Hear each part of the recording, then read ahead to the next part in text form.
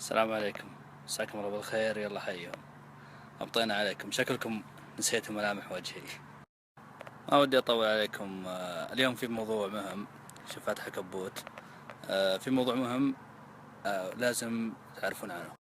قد سمعتوا عن بلوف التبخير حق الزيت؟ هذا قد سمعتوا انه يتنظف او ضروري او مهم؟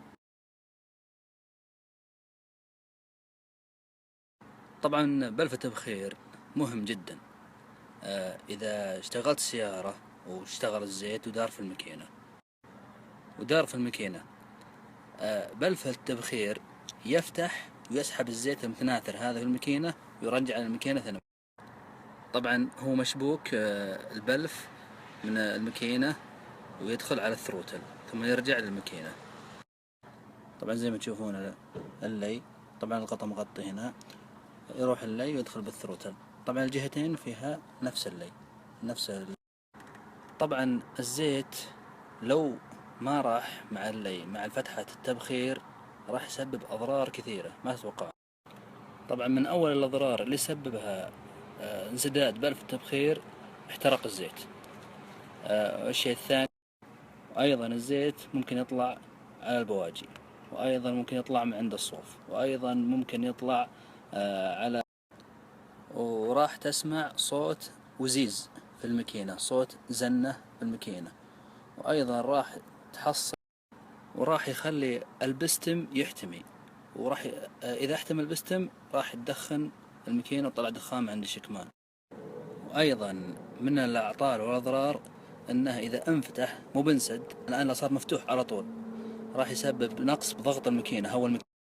فإذا نقص ضغط الماكينة الهواء راح الكمبيوتر يبرمج أنه يتغير نسبة البنزين ونسب ثانية.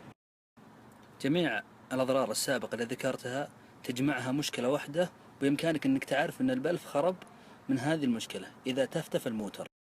يعني إذا استنكرت شيء على موترك وحسيت أنه فيه تفتفة، على طول أول شيء شوف بلف التبخير.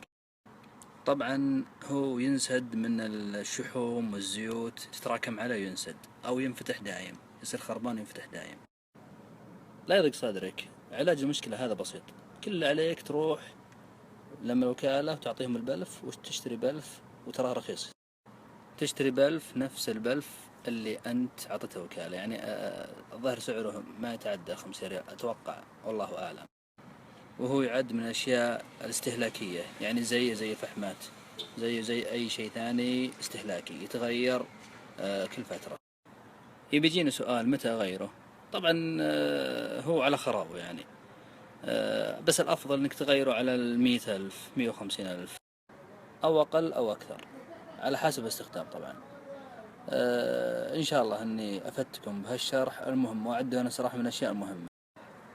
راح أجيب لكم رقم القطعة واسم القطعة، وإن شاء الله راح أجيب سعره. كل اللي أبيه منكم